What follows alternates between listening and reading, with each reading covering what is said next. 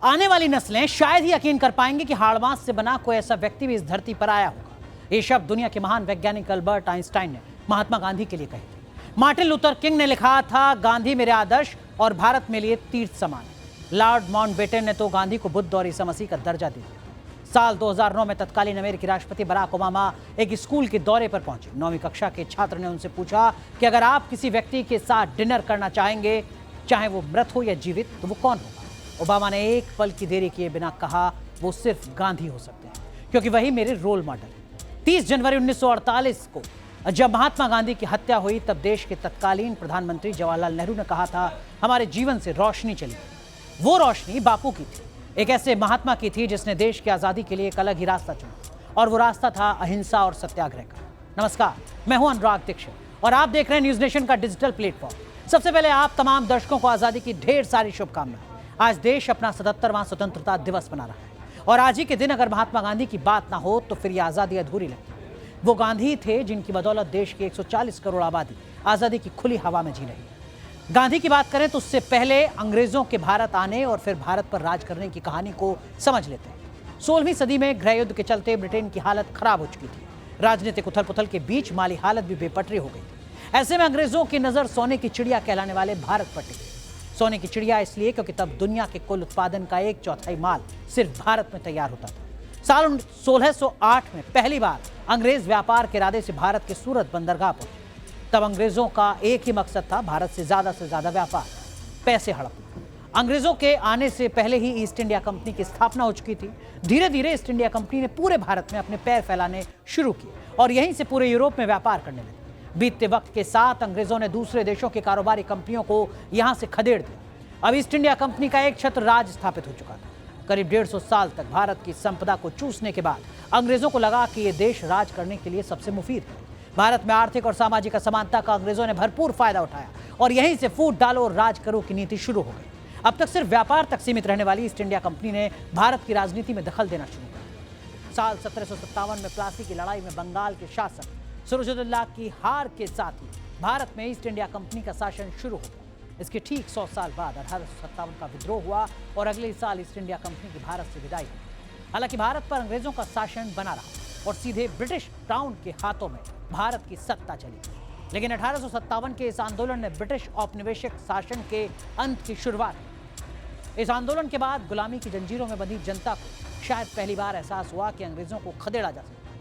अंदर खाने ये कोशिश चलती रही और इसी बीच भारत की राजनीति में एक बड़ा बदलाव आया। साल 1907 कांग्रेस पार्टी 2 धड़ों में बट गई, गरम दल और नरम दल। गरम दल के नेता बाल गंगाधर तिलक थे और नरम दल के मोतीलाल नेहरू। जहां गरम दल अंग्रेजों को उन्हीं की भाषा में सबक सिखाने को तैयार था, यहां तक कि अंग्रेजों से देश को मुक्ति दिलाने के लिए गरम दल को हिंसा के रास्ते पर जाने से भी कोई गुरेज नहीं। वहीं दूसरी ओर नरम दल बातचीत और अंग्रेजी हुकूमत के साथ समझौतों की पक्षधर।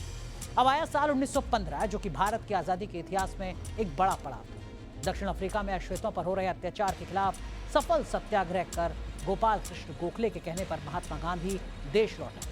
भले ही गांधी 21 साल बाद देश लौटे थे, लेकिन लौटे तो लोगों की उम्मीद बनकर। दक्षिण अफ्रीका में उनके सत्याग्रह की लड़ाई के किस्सों ने उन्हें अंग्रेजों का अत्याचार झेल रहे करोड़ों भारतीयों को आज़ादी का सपना दिया। देश वापसी के बाद गांधी कांग्रेस में शामिल हो गए और कुछ ही वक्त में आज़ादी की लड़ाई की बागडोर संभाल ली। गांधी सत्य और अहिंसा के पक्षधर थे। उनका मानना था कि ये लड़ाई हिंसा से नहीं जीती जा सकती। उन्होंने कहा था, हमारा अभियान सत्ता के लिए नहीं बल्कि पूरी तरह से भारत की आज़ादी के लिए एक अहिंसक लड़ाई। स्वतंत्रता की एक अहिंसक सैनिक अपने लिए किसी चीज का लालच नहीं करता, वो सिर्फ और सिर्फ अपने देश की आजादी के लिए लड़ता।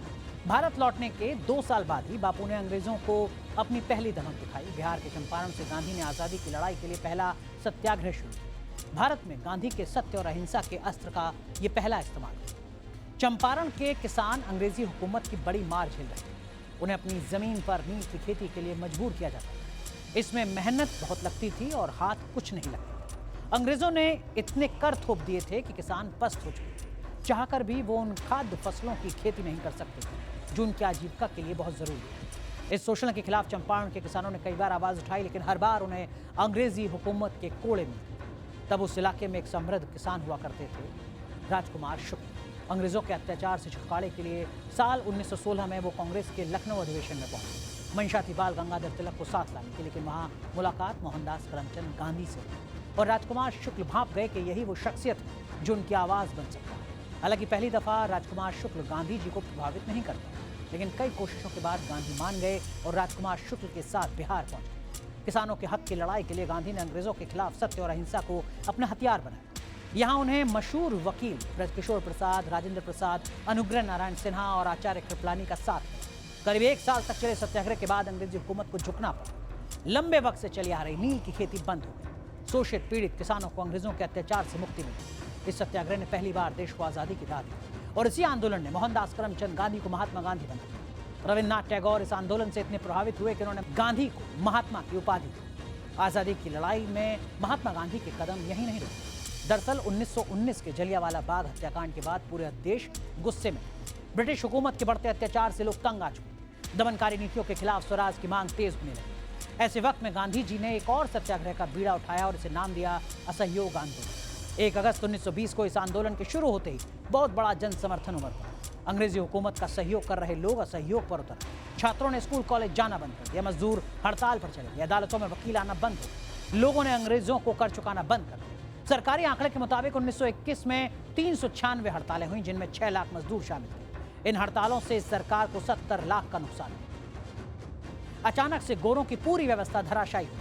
1857 के विद्रोह के बाद पहली बार ऐसा हुआ कि ब्रिटिश राज की चूल्हें हिली। पूरी तरह हिंसा के रास्ते पर चल रहा यह आंदोलन जब अपनी चरम पर था, तभी साल 1922 में गोरखपुर में चौरा चौरी कांड। हिंसक भीड़ ने पुलिस थाने को फूंका, कई पुलिस वाले मारे गए। अहिंसा के पुजारी गांधी जी इस हिंसा से इतने आहत हुए कि उन्होंने असहयोग आंदोलन वापस लिया। चौरी चौरा कांड के तुरंत बाद गांधी जी को राजद्रोह के आरोप में गिरफ्तार कर जेल भेज दिया। लेकिन इस आंदोलन ने भारतीयों में एक अलग चेतना पैदा की। लेकिन जेल में भी बापू की लड़ाई लगातार जारी रही।